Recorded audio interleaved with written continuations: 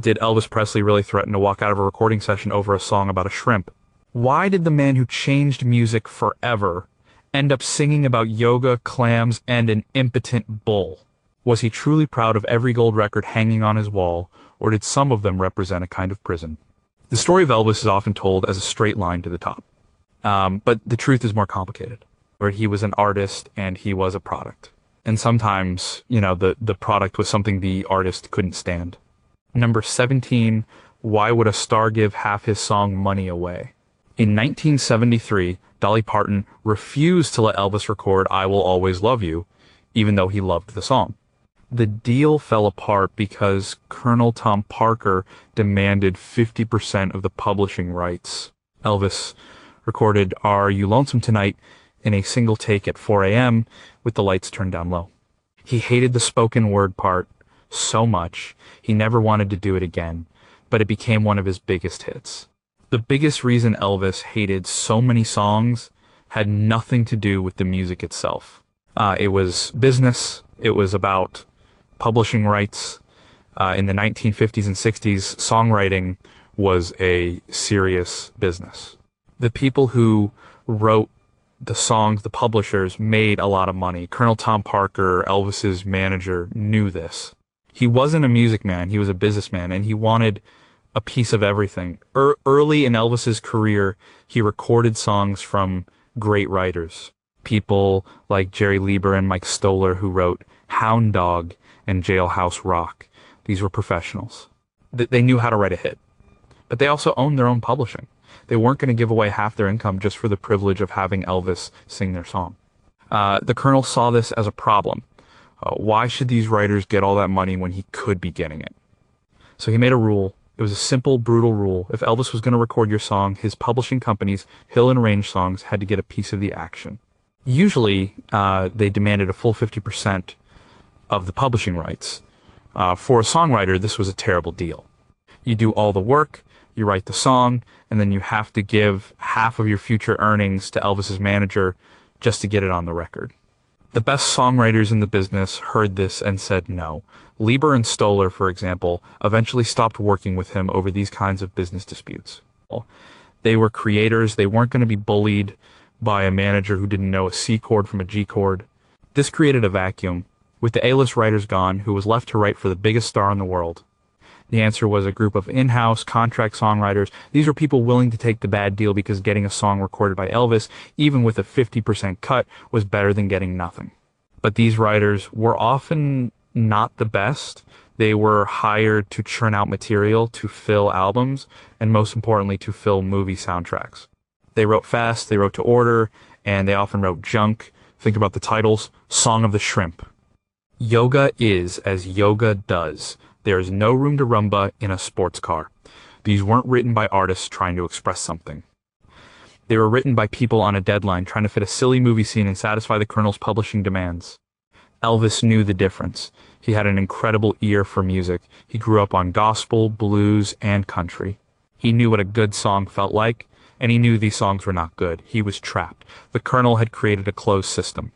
The movie studios demanded a certain number of songs for each film. The Colonel demanded that those songs come from writers who would play ball with his publishing company. The result was a constant stream of low-quality material that Elvis was contractually obligated to sing. He would go into the studio and see a stack of demo tapes with songs he knew were terrible. He had no choice. He had to sing them. This wasn't just a problem for a few songs. It defined an entire decade of his career. The 1960s, a time of incredible musical innovation with the Beatles, Bob Dylan, and Motown, was largely a creative wasteland for Elvis. While the rest of the world was moving forward, he was stuck singing about beaches and carnivals. It was all because of the Colonel's iron-fisted control over publishing. He was more interested in the money a bad song could make than the art a good song could create. And Elvis was the one who had to stand in front of the microphone and pretend to mean it. For a man who felt music so deeply, it was a special kind of hell. Number 16, what happens when a rocker sings to a shrimp? Elvis recorded Old MacDonald for the film Double Trouble. During the session, he was so disgusted with the material that he reportedly stopped and said to the band, This is the end of my career. The Song of the Shrimp was featured in the movie Girls, Girls, Girls, Girls. Session guitarist Tiny Timbrell recalled that Elvis was visibly upset and embarrassed to be singing the lyrics.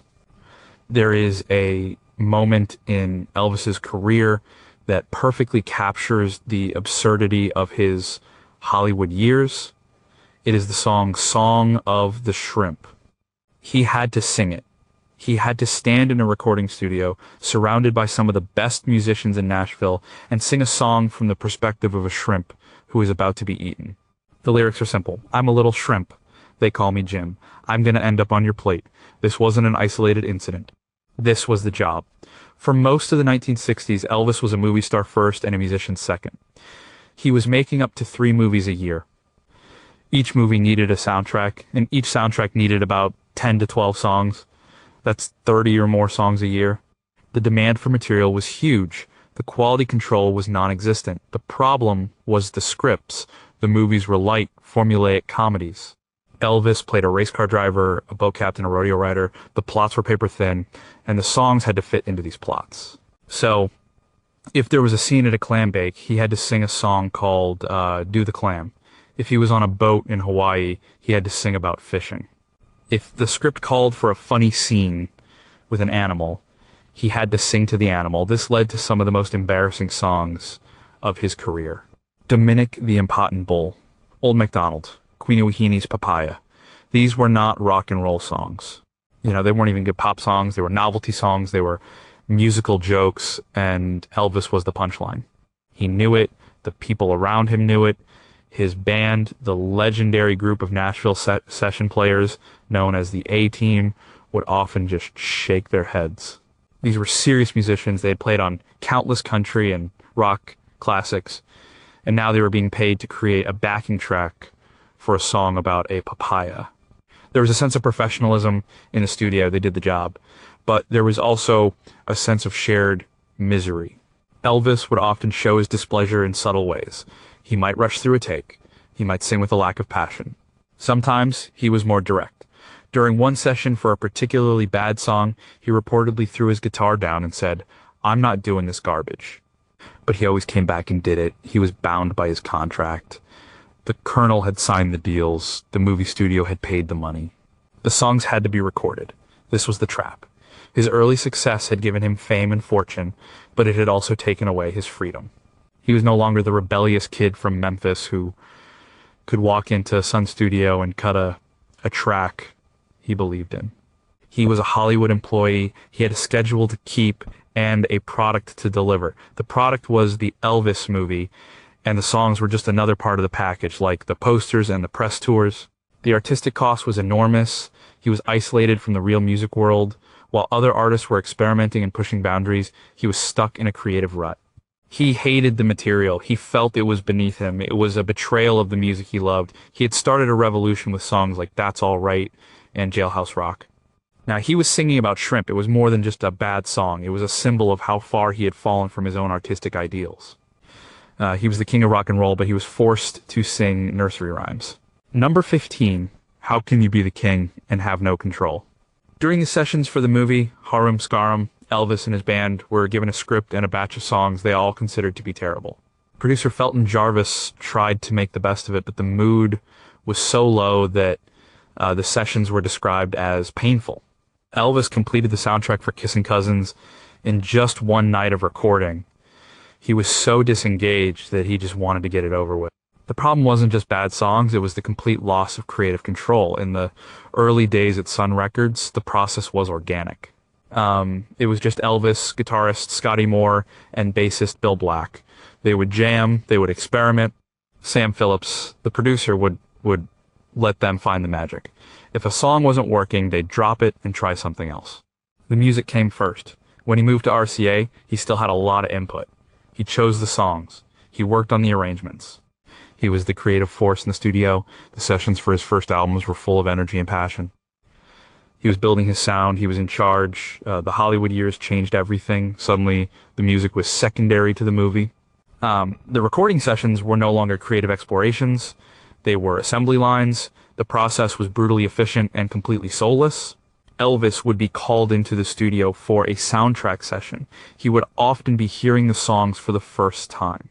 The songwriters would play him a demo, the band would have a chord chart, and they would be expected to record a finished master take in a matter of hours. There was no time to live with a song, to find its heart. There was no time to experiment with the arrangement. It was all about speed. Get the tracks done so the movie could stay on schedule. The studio in Nashville was booked for a specific block of time. The musicians were paid by the hour.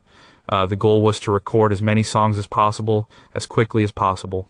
Sometimes they would record an entire album's worth of material in 2 or 3 nights. Elvis, the man who had once agonized over a single vocal line, was now just a voice for hire. He would walk in, sing his part over a pre-arranged backing track, and leave. Often, he would record his vocals in a separate booth, barely interacting with the band. The joy of creation was gone. It was replaced by a sense of duty. The people around him saw his frustration. His musicians, the Memphis Mafia, his producers, they all knew he was unhappy. He felt like a puppet. The strings were being pulled by Colonel Parker and the movie studios. He had opinions. He would sometimes suggest changing a lyric or a melody. But he was usually ignored. The songs had been approved. The publishing deals were signed. The train was already moving. This lack of control was demoralizing. Music was his escape. It was the one place he could be himself. But now, even that had been taken away. The studio, which should have been his sanctuary, became another place where he had to follow orders. He was being told what to sing, how to sing it, and when to sing it. This is why he hated so many of the movie songs. It wasn't just that they were lyrically silly or musically weak. It was that they weren't his. They represented a part of his life where he was no longer the artist. He was just a cog in a machine. He had the #1 albums and the hit movies, but he had lost the one thing that mattered most to him, the freedom to make music that he believed in. He was the most famous singer in the world, but in the recording studio, he often had the least amount of power. Number 14 is It's Still Rock and Roll with a Symphony. For the song It's Now or Never. The original demo was a simple pop song. Elvis insisted on a much grander operatic arrangement, pushing his vocal range to its limit. In contrast, for many of his movie songs, strings and backing vocals were added later in post-production, often without his input or approval. Elvis loved a big, powerful sound. He grew up on the dramatic gospel quartets. He admired singers like Roy Hamilton and Mario Lanza, who had huge operatic voices. When he had control, he used orchestration to create drama and emotion. Think of songs like An American Trilogy or Suspicious Minds. The strings, the horns, the choirs, they all add to the power. They serve the song. But in the 1960s, orchestration was often used to cover up a bad song. It was a formula. Take a weak melody, add a syrupy string arrangement, and a bland choir of backing vocalists, and you have a generic movie soundtrack song. This was the sound that Elvis was often forced to sing over, and he hated it. The process itself was artificial. During the actual recording session, it would just be Elvis and the core band. They would lay down the basic track. Elvis would sing his vocal. Then, long after he had left the studio, the producers would bring in the string section and the backup singers to overdub their parts. He often had no say in how these final touches were applied. He would hear the finished product on the radio, along with everyone else. He called it the sludge. It was the thick layer of strings and choirs that was poured over everything. It sanitized the music. It took away any edge or rawness. Elvis was a rock and roll singer. His power came from his gut, from the blues and gospel feel he brought to everything. The sludge buried that. It turned his music into easy listening pop. He would complain about it to his friends and to the producers. He wanted a tougher, cleaner sound. He wanted to hear the drums and the bass. He wanted his voice to be front and center, not buried under a mountain of violins. But the decisions were not his to make. The movie studios and the record label wanted a safe, commercial sound. They thought the orchestration made the song sound more expensive and appealing to a wider audience. There's a famous story from the recording of Guitar Man in 1967.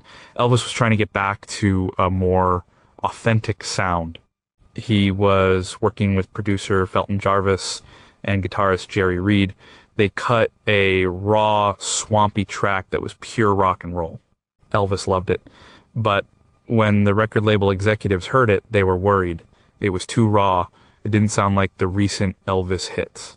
They insisted on adding strings and horns. Jarvis had to fight them to keep the track as clean as possible.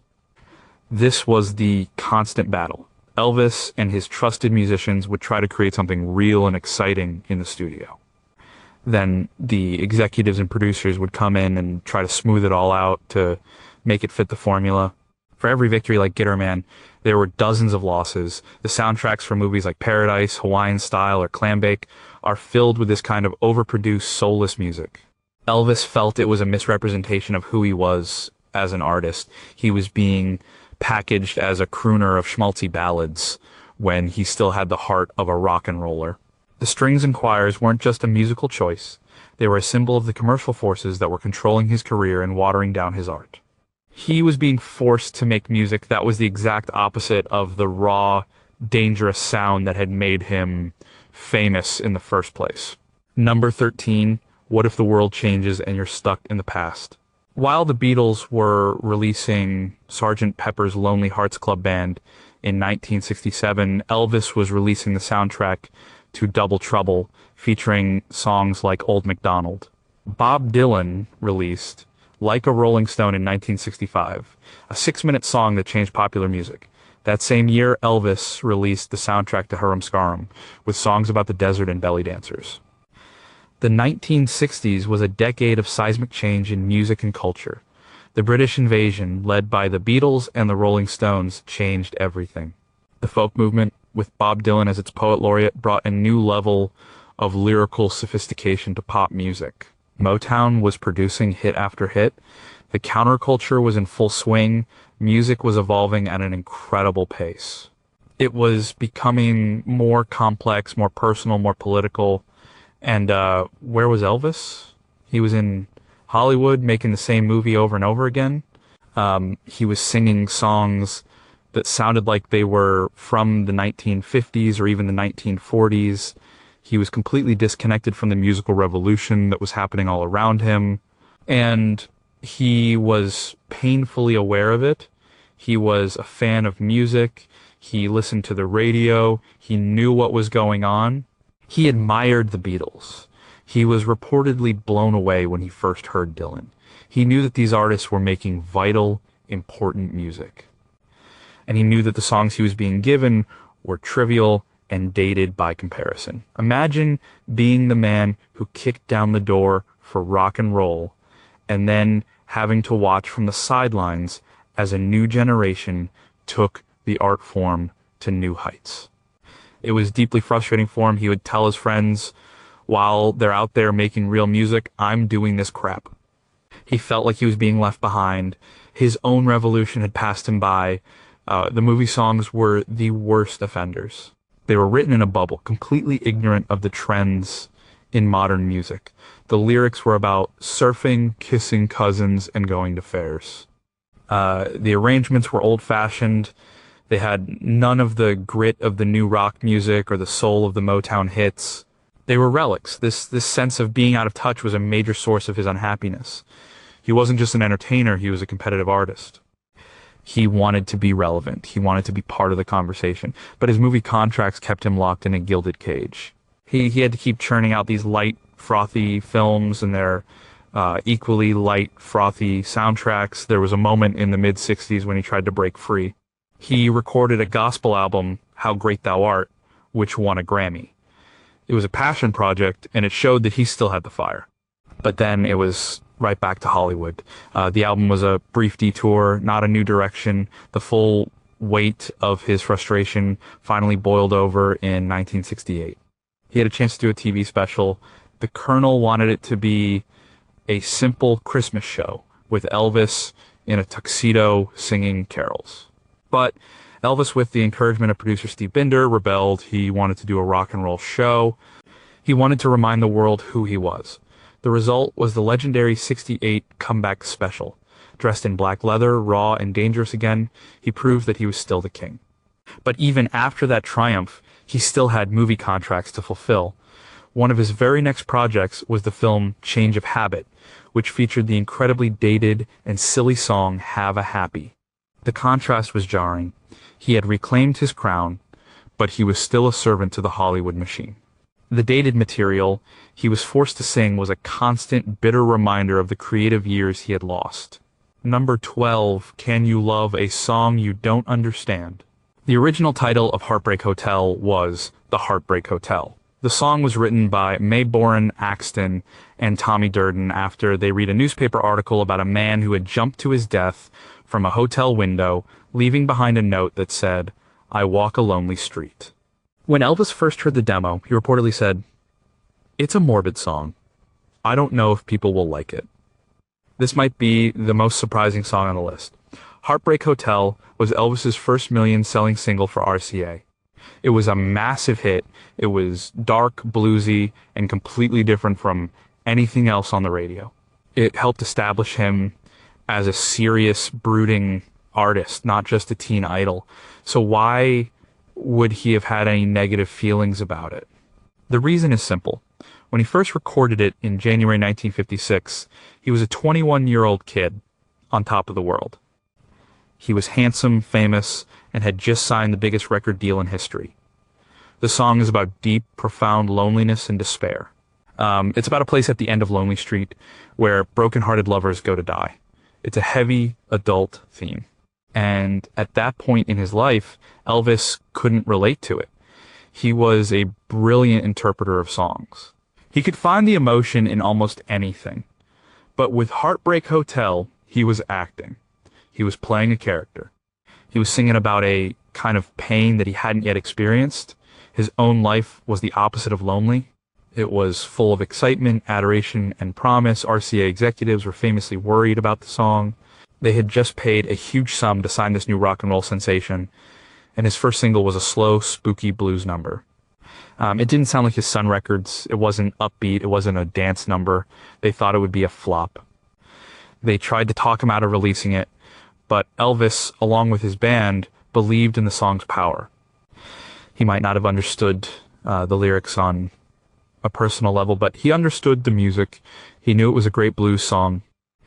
He and the band created a stark minimalist arrangement that was incredibly effective. The echoing production, the walking bass line, the sparse piano, it all created a feeling of emptiness and dread. His performance is a masterpiece of technical skill. He uses his voice to convey a sense of world weariness that he couldn't have possibly felt himself. He was channeling the great blues singers he had grown up listening to. It was a triumph of his artistry. So he didn't hate the song in the same way he hated Song of the Shrimp. He respected it as a piece of music. But there was a distance. It wasn't his story. It was someone else's. He performed it for the rest of his career, but it always remained a bit of a performance. Later in his life, things changed. After the Army, the Hollywood years, the divorce, the isolation of fame, he came to understand what Heartbreak Hotel was about. He had lived it. The loneliness he sang about as a young man became a real part of his own story. The song took on a new, much more personal meaning for him. But back in 1956, it was a dark and strange song that described a world he didn't yet know. He sang it beautifully, but from the outside looking in. Number 11. What Do You Do When the Jokes Aren't Funny? The song Yoga Is As Yoga Does was a duet with actress Elsa Lanchester in the film Easy Come, Easy Go. The lyrics are a series of bad puns about yoga poses. Elvis was reportedly so embarrassed by the song that he tried to get it cut from the movie, but the producers refused. And Elvis had a great sense of humor. He loved to laugh and play practical jokes. He could be incredibly funny. But he hated being the butt of the joke, especially when it came to his music. And in many of his movies, the songs were intended to be comedy numbers. The problem was, they usually weren't very funny. Take Yoga Is As Yoga Does. The song is a perfect example. It's supposed to be a light-hearted, comedic take on the 1960s yoga craze, but the lyrics are painfully clumsy. You tell me to stretch, and I'll try to, but I'm stiff as a board, I'm telling you. It's not clever. It's just silly. And Elvis had to stand there and sing it with a straight face for an artist who took music so seriously. This was torture. He believed that music should have power and emotion. It should make you feel something. These comedy songs were designed to do the opposite. They were throwaways, they were filler, they existed only to serve a weak joke in a weak script. Another example is Dominic the Impotent Bull from the movie Stay Away Joe. The film was a comedy, and Elvis played a Native American rodeo rider. The song was written to be a funny moment in the film. But singing a song about a bull that can't perform its duties was deeply humiliating for an artist who had built his career on an image of raw, masculine energy. It was a parody of everything he represented. The band that recorded it with him said he was clearly going through the motions, just trying to get it over with. The issue was a fundamental misunderstanding of his talent. Elvis was a charismatic performer. He could be charming and funny in movies. But his musical gift was not for comedy. His voice was an instrument of great passion and depth. Using it to sing silly novelty songs was a profound waste. It was like using a Stradivarius violin to paddle a canoe. He felt the condescension behind these songs. It was as if the songwriters and producers didn't take him seriously as an artist. They saw him as a product, an image that could be used to sell movie tickets. They didn't respect the musical legacy he had built. They just needed a song for a scene, and any silly idea would do. This is why he dreaded the soundtrack sessions. He never knew what kind of embarrassing material would be waiting for him. Would he have to sing about his pet dog? Would he have to sing a duet with a child actor? Would he have to do a song full of bad puns? It was a constant source of anxiety and frustration. These songs chipped away at his artistic dignity. Every time he had to sing one, it was a reminder that he was not in control, that his career was being guided by people who cared more about a cheap laugh than a great piece of music. He was the king of rock and roll, but he was being treated like a court jester. Number 10. How fast is too fast to make an album? For the movie It Happened at the World's Fair, Elvis and his band recorded the entire 10-song soundtrack in just 2 days in September 1962. During the 1960s, it was common for him to record 4 or 5 master takes in a single 3-hour session. By comparison, the Beatles would spend months in the studio crafting a single album. Time is a crucial ingredient in making good music.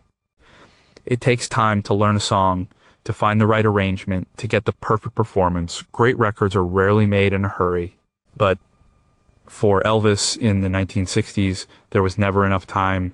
The schedule was relentless. The Hollywood machine demanded speed and efficiency above all else. A movie had a production schedule and a budget. The soundtrack had to be completed on time and under budget. This meant the recording sessions were run like a factory. The goal was to produce a set number of songs in a set number of hours. Elvis would arrive at the studio, often having just received the demo tapes of the songs he was supposed to record. The band, the Nashville A-Team, were incredible musicians. They could learn a song and come up with an arrangement on the spot. But even for them, the pace was grueling. They would work through the night, from evening until the early morning hours. They would record song after song. There was no time for deep creative thought. It was all about getting a usable take in the can and moving on to the next one. 1, 2, 3 takes, and that was it. If it was technically proficient, it was considered finished. This process killed any chance for spontaneity or inspiration. The magic of the early Sun sessions came from the loose, experimental atmosphere.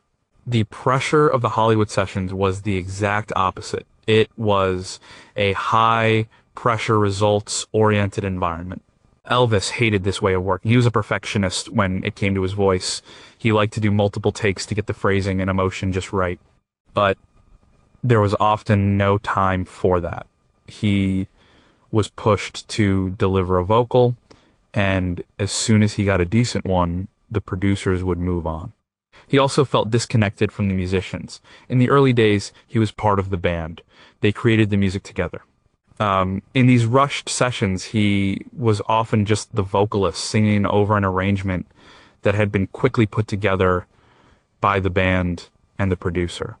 The sense of collaboration was lost. This rush to produce content inevitably led to sloppy, uninspired work.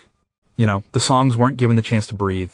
The performances were often professional but passionless. When Elvis and the band were just trying to get through the night, you can hear it on many of the soundtracks from this era. The music sounds thin and lifeless. It's the sound of people working, not artists creating. This was another way his control was taken from him. He couldn't control the quality of the songs, and he couldn't control the process by which they were recorded. He was a passenger on a speeding train, and his only job was to show up and sing on cue. For a man who loved the craft of making records, this assembly line approach was soul-crushing. It cheapened the music, and it cheapened his talent. He knew that with more time, he could have made even the weaker songs better. He could have found a better arrangement, a more interesting vocal approach. But time was a luxury the Hollywood machine could not afford. The schedule was king, and the art had to suffer. Number 9, Can You Hate the Song But Love the Paycheck?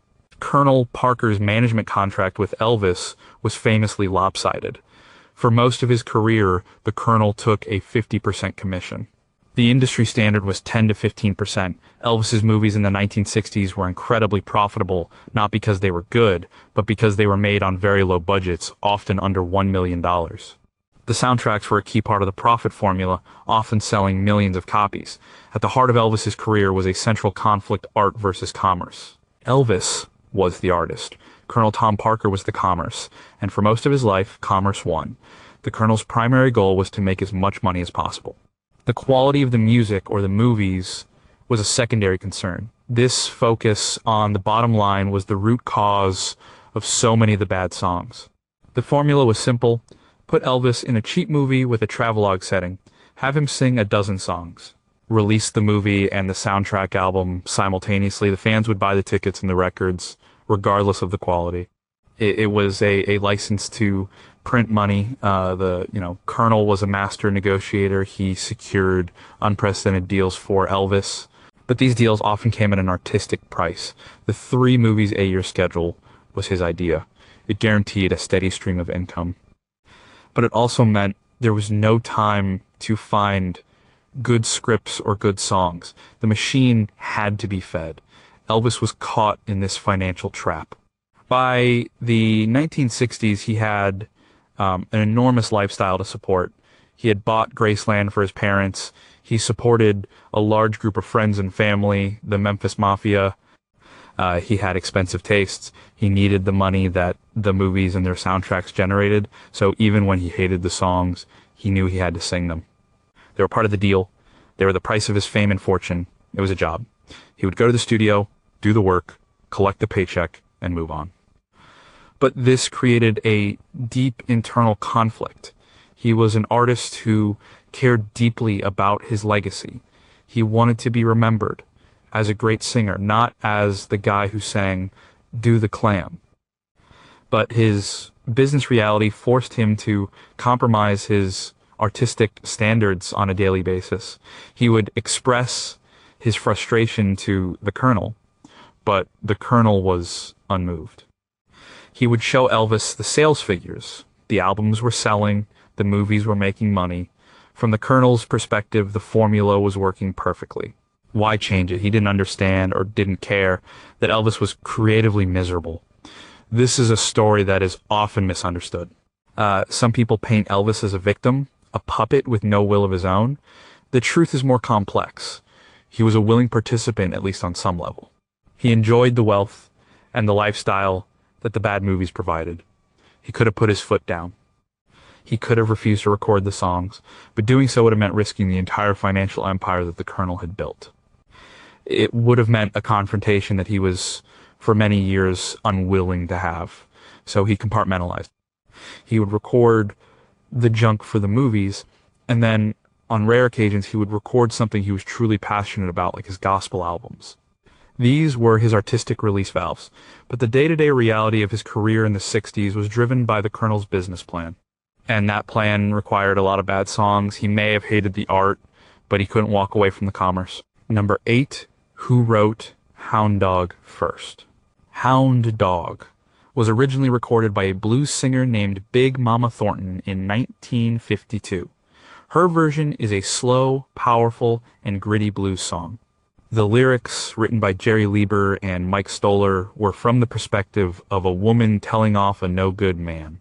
And Elvis first heard a version of the song by a Las Vegas lounge act called Freddie Bell and the Bellboys, who had rewritten it as an upbeat novelty song about a literal dog.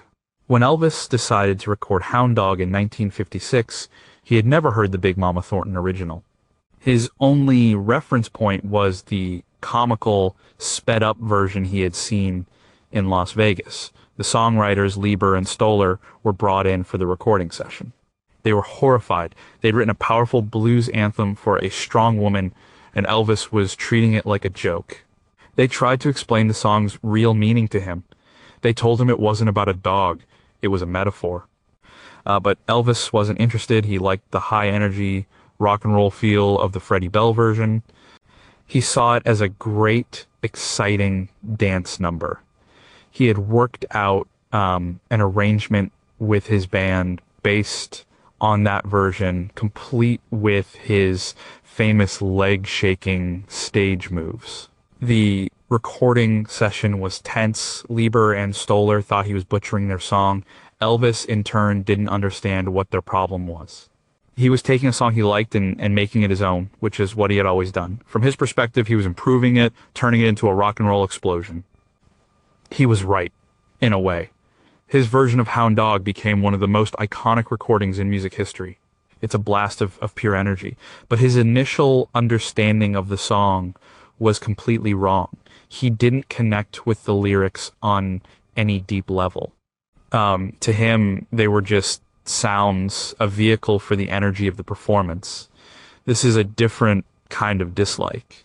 He didn't hate the song itself. He loved performing it, but he had a fundamental disrespect for the original intent of the lyrics. He didn't care what the song was about. He only cared about how it sounded and how it made people move. This attitude was a product of his time and his background. In the 1950s, the lyrics of rock and roll songs were often secondary to the beat and the feel. Elvis was a master of feel. He could take any song, regardless of its lyrical content, and inject it with his own unique charisma and energy. Lieber and Stoller eventually came to respect what he did with the song, even if they never fully agreed with it.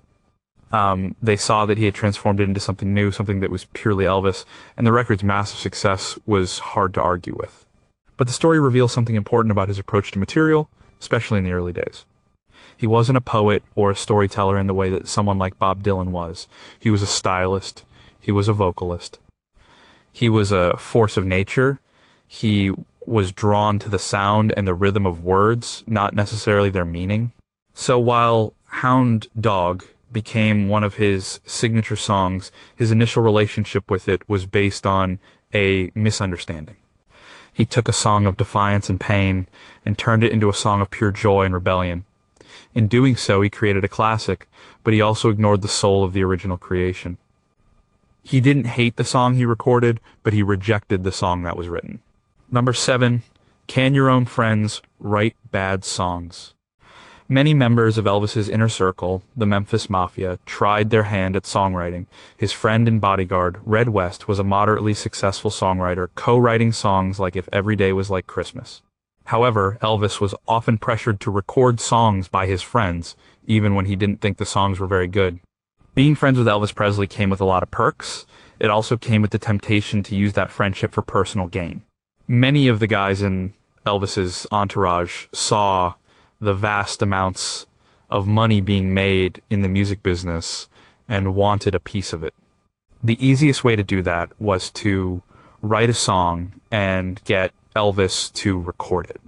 This put Elvis in an incredibly awkward position. These were his friends, the people he trusted and relied on. They were his buffer against the outside world. But they were also, in a way, his employees. He supported them financially. When one of them came to him with a song they had written, it was very difficult for him to say no. The problem was that Most of them weren't professional songwriters. They were bodyguards, tour managers, and childhood pals. They didn't have the craft or the talent of the writers in Nashville or New York. They would write songs that were derivative, lyrically clumsy, or just plain weak. Elvis had a good ear. He knew when a song was good and when it wasn't, but loyalty was incredibly important to him. He felt a responsibility to help his friends, so he would often agree to record their songs even if he didn't like them. He would try his best in the studio to make the song sound as good as possible. He would give it his all out of a sense of duty to his friend. This led to a lot of second-rate material ending up on his albums, especially in the later part of his career. These songs were often personal, with lyrics that referenced inside jokes or shared experiences. They meant something to Elvis and his friends, but they didn't connect with a wider audience. They were musical home movies. This was a different kind of pressure from the pressure he got from the Colonel or the movie studios. That was business. This was personal. Rejecting a song from a Hollywood publisher was easy. Rejecting a song from your best friend, a guy who had been with you since high school, was much harder. It created a strange dynamic in the studio. The professional Nashville musicians would be given a song written by one of the Memphis Mafia, and they would have to treat it with the same respect as a song from a hit writer. They knew the song was weak, but they had to do their job. Elvis knew the song was weak, but he had to sing it. This desire to please his friends and his sense of loyalty often overrode his artistic judgment. He was a generous man, and he wanted to see his friends succeed. Recording one of their songs was a way to give them a financial boost and a sense of accomplishment. But it came at the expense of the quality of his own work. His albums became cluttered with these lesser songs, dragging down the overall quality. It was another example of how his personal relationships and his business life were tangled together in a way that was often detrimental to his art. Number 6, what if your first hit reminds you of a bad time? Elvis did not write That's All Right. It was a cover of a blues song by Arthur Big Boy Crudup. The song was discovered by accident during a break in a frustrating recording session at Sun Studio in July 1954. Elvis, Scotty Moore, and Bill Black were goofing around playing the song at a fast tempo, and producer Sam Phillips heard it and knew he had found something special. That's All Right is the song that started it all. It was his first single. It was the birth of his sound. It's one of the most important recordings in the history of popular music. It's impossible to imagine that Elvis could have hated it. And he didn't. He was proud of the record and what it represented, but his relationship with the song was complicated. He almost never performed it live after the 1950s. You won't find it in the set lists for his Las Vegas shows or the Aloha from Hawaii special. Why would he abandon the song that made him a star? The reason is that the song was a reminder of a time and a sound he had moved past. That's All Right is the sound of a young, raw, hungry kid. It's simple. It's stripped down. It's just his voice, an acoustic guitar, an electric guitar, and an upright bass. There are no drums. It's pure, unadulterated rockabilly. By the late 1960s and 1970s, Elvis was a different artist. He was a superstar. His sound was huge and orchestral. He performed in Las Vegas with a full band, an orchestra, and a team of backup singers. He was singing big, dramatic power ballads and anthems. The raw simplicity of That's All Right just didn't fit into his new show.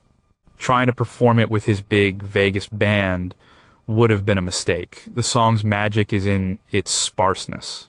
Drowning it in strings and horns would have destroyed it. Elvis knew this. He respected the original record too much to try and update it. So he simply left it in the past. It was a perfect snapshot of a moment in time, and he was content to let it be that. But there was also a psychological element. The song represented a version of himself that was long gone. The innocent kid from Memphis had been replaced by the world-weary superstar. The song might have brought back memories, not all of them good, of the struggle and the controversy of his early career. It was also a sound he could no longer replicate. His voice had changed. It had become deeper, richer, and more powerful. He was a better technical singer in the 70s, but he had lost some of the youthful fire of his Sun recordings. He knew he couldn't sing That's All Right with the same nervous energy he had in 1954, and Elvis was never an artist who liked to look back. He was always focused on the next show, the next song. So while he didn't hate the song, he retired it. It belonged to a chapter of his life that was closed. It was a masterpiece that he had created and then put on a shelf, too precious and too much a part of his past to be brought out into the bright, gaudy lights of his Las Vegas stage. Number 5, how do you sing a love song to someone you don't know? The movie Blue Hawaii was a massive success, and its soundtrack was Elvis's best-selling album during his lifetime.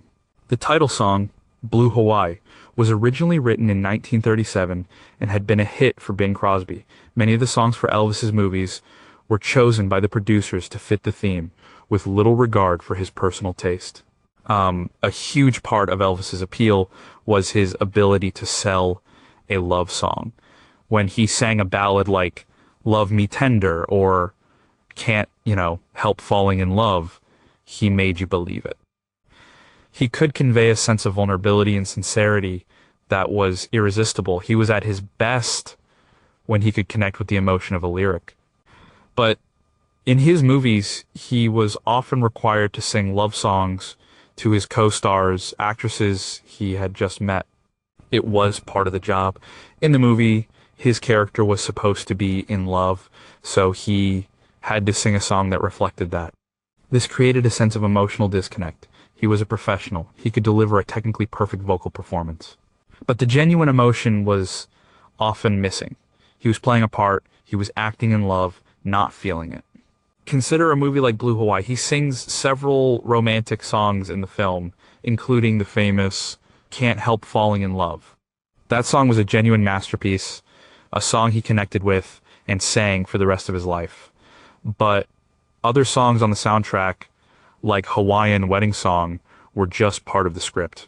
He sang them well, but they don't have the same emotional depth. They sound like what they are movie songs.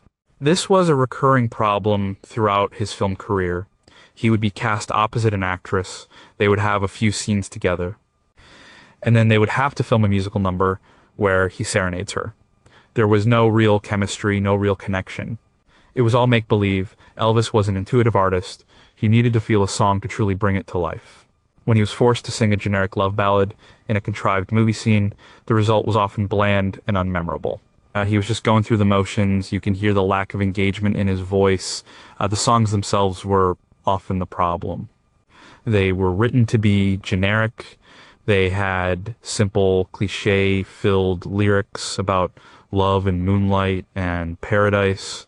They were designed to be pleasant and inoffensive, the musical equivalent of a postcard. They had none of the grit, pain, or passion of the great blues and country songs he loved. He was being asked to express an emotion he didn't feel through a song he didn't believe in to a person he barely knew. For an artist who built his legend on authenticity, this was a profoundly alienating experience. It's another reason why he grew to resent the movie-making process. It forced him to be fake, and for Elvis, faking it was the worst sin of all. Number 4, Can You Rebel by Singing Gospel? Elvis won all 3 of his Grammy Awards for his gospel recordings. His 1967 album, How Great Thou Art, was a passion project that he pushed for, despite the record label's belief that a gospel album wouldn't sell well. When he was a child, his dream was not to be a rock and roll star, but to sing bass in a gospel quartet like his idols, the Statesman Quartet.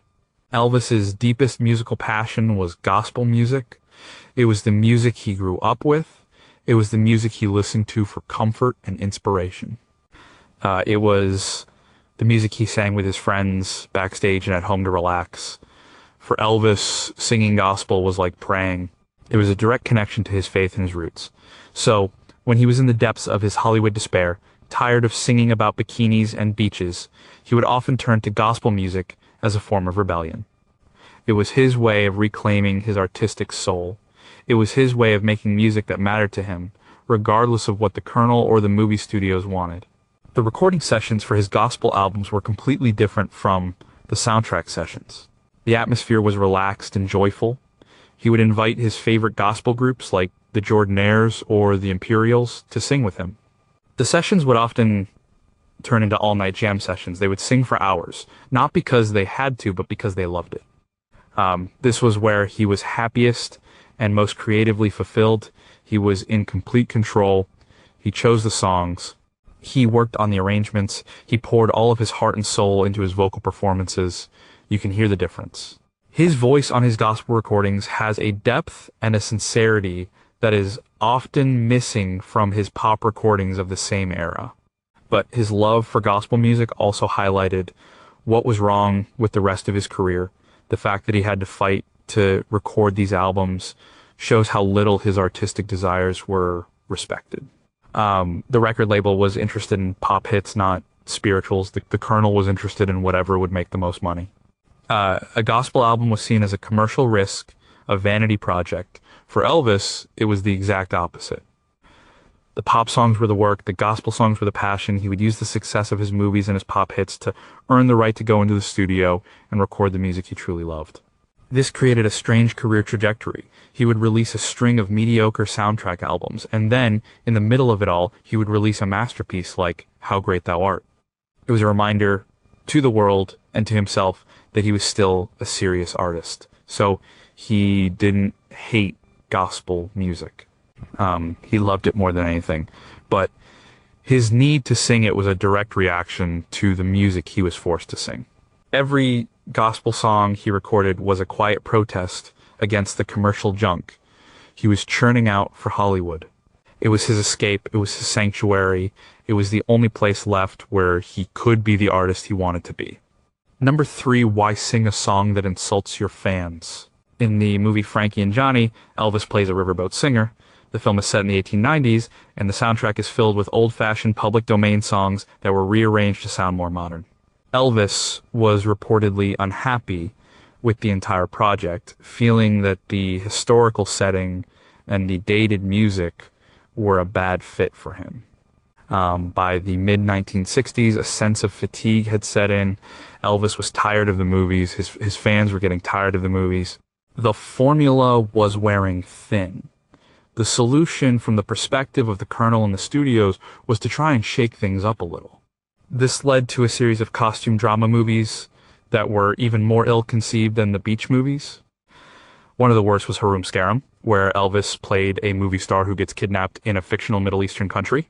The soundtrack was filled with pseudo-Middle Eastern music that was both culturally insensitive and musically terrible. Elvis hated it. The sessions were miserable, he felt ridiculous, and the music was a joke. Another was Frankie and Johnny, a period piece set on a Mississippi riverboat. This meant he had to sing old folk songs and Tin Pan Alley tunes. These songs had none of the drive or energy of rock and roll. They were quaint and old-fashioned. For an artist who was supposed to be a symbol of youth and rebellion, it was a bizarre and backward step. He felt that these movies were talking down to his audience. His fans were teenagers and young adults living in the 1960s. They were listening to the Beatles and the Rolling Stones, and he was being asked to sing them a song from the 1890s. It's a profound disconnect. It was as if his managers thought his audience was stupid, that they would accept anything as long as his face was on the poster. Elvis had a deep respect for his fans. He felt a huge sense of loyalty to them, and he knew that he was giving them substandard material. It bothered him. He felt like he was letting them down. He was taking their money and giving them a product that he knew was not his best work. This sense of betraying his audience was a heavy burden. He would read the reviews and see the box office numbers decline. He knew that the magic was fading, but he was trapped in his contracts. He had to keep making these films no matter how bad they were. The costume drama soundtracks were the low point. They weren't just bad songs, they were bad ideas. They were based on a fundamental misunderstanding of who he was as an artist and who his audience was. He was being forced to play dress up to be a character in a historical pageant when all he wanted to do was be a rock and roll singer. It was another sign that the people guiding his career had completely lost touch with reality. Number 2, what does it mean to get Wooden Heart? Wooden Heart was a massive hit for Elvis in Europe, but it was not released as a single in the United States until 1964. The song is based on a German folk song, Musiden. Elvis recorded it for the movie GI Blues, which was set in Germany. He reportedly found the song childish and silly. Sometimes, a song that an artist dislikes becomes a huge, unexpected hit. This creates a very strange situation. The artist is then obligated to perform the song for the rest of their career, even if they can't stand it. This is what happened to Elvis with Wooden Heart. He recorded the song for GI Blues, his first movie after leaving the army. The film was meant to capitalize on his military service. The song, with its oompa-pa rhythm and its mix of English and German lyrics, was a perfect fit for the movie's theme. But it was a novelty song. It was light, catchy, and a little bit goofy. It was not the kind of tough, bluesy rock and roll that Elvis loved. He thought it was a cute song for the movie, but he didn't take it seriously. Then it was released as a single in Europe and became a monster hit. It went to #1 in the UK and many other countries. Suddenly, this silly little song was one of his biggest international hits. When he returned to live performing in 1969, the audiences, especially the international ones, expected to hear it. He was stuck with it. He would often introduce the song with a joke, making it clear that he thought it was a bit of a throwaway. He would sometimes sing it in a comical voice or rush through it. It was his way of letting the audience know that he wasn't taking it seriously. But he still had to sing it. It was part of the job of being a superstar. You have to give the people what they want, even if it's not what you want to give them. This became a recurring theme in his later career. His set lists were often a mix of songs he loved to sing and songs he felt obligated to sing. This is a frustration that many artists face. A song takes on a life of its own. The artist's personal feelings about it become irrelevant. It belongs to the audience, and the audience wants to hear it just the way they remember it from the record. For Elvis, Wooden Heart was a constant reminder of the lighter, poppier side of his career that he was always trying to move away from. It represented the movie Elvis, not the rock and roll Elvis. Every time he had to sing it, it was a small compromise, a small surrender to the demands of his own fame. It wasn't the worst song he ever had to sing, but its massive success made it a particularly annoying thorn in his side. #1, Can You Be King If You're a Prisoner? In 1968, for his television comeback special, Elvis performed a raw, emotional new song called If I Can Dream. The lyrics, inspired by Martin Luther King Jr.'s speeches, were a passionate plea for peace and understanding. Colonel Parker hated the song. He thought it was too political and not commercial. He told the producer, "This is not an Elvis Presley song." Well, Elvis recorded it anyway, telling the producer it was the most important song he had sung in years. The ultimate reason Elvis hated so many of his songs was that they represented his own powerlessness. They were a constant reminder that his career, his art, and even his life were largely controlled by another man, Colonel Tom Parker. The bad songs were symptoms of a deeper disease, which was his toxic, complicated relationship with his manager. For years, Elvis deferred to the Colonel on all business matters. He trusted him completely. But as time went on, he began to realize that the Colonel's vision for his career was purely financial. There was no room for art, for growth, or for risk. The Colonel wanted to keep the Elvis product safe, predictable, and profitable. The movie songs were the perfect embodiment of the Colonel's philosophy. They were cheap to produce, they were tied to a movie, and they sold records. The quality didn't matter. The only thing that mattered was the deal. By the late 1960s, Elvis was deeply unhappy. He felt trapped by the contracts, by the image, and by the music.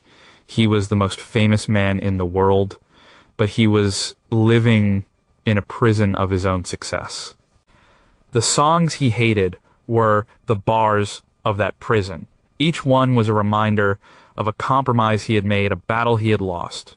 The 1968 comeback special was his first real act of rebellion. He rejected the Colonel's idea for a safe Christmas show. He sided with the young, ambitious producer Steve Binder. He chose to sing raw, powerful rock and roll. And he chose to end the show with If I Can Dream, a song that was the complete opposite of the silly movie tunes he had been singing for a decade. It was a song with a message. It was a song with a soul. Singing that song was a declaration of independence. It was Elvis the artist finally telling Elvis the product to take a back seat. It was a moment of incredible courage and conviction. And it worked. The special was a massive success. It rebooted his career and reminded the world that he was still a vital, powerful force in music. After the special, he continued to fight for more control. He went to Memphis in 1969 and recorded the legendary album from Elvis in Memphis, which included hits like Suspicious Minds and In the Ghetto. This was the music he wanted to make. It was gritty, soulful, and adult, but the battle was never truly won. The Colonel was still his manager. There were still old contracts to honor, and the pressures of fame were immense. But for a brief, shining period, he broke free. He was able to make music that he believed in, music that came from his heart. The songs he hated are a sad and frustrating part of his legacy, but they also serve to make his triumphs that much more impressive. They show us what he had to overcome. He was an artist fighting against a system that was designed to turn him into a commodity. He didn't always win, but he never stopped fighting. And the moments when he did win, when he was able to push past the junk and create something real, are the moments that define him as one of the greatest artists of all time. The bad songs tell a story of compromise and frustration, but his best songs tell a story of rebellion and artistic survival.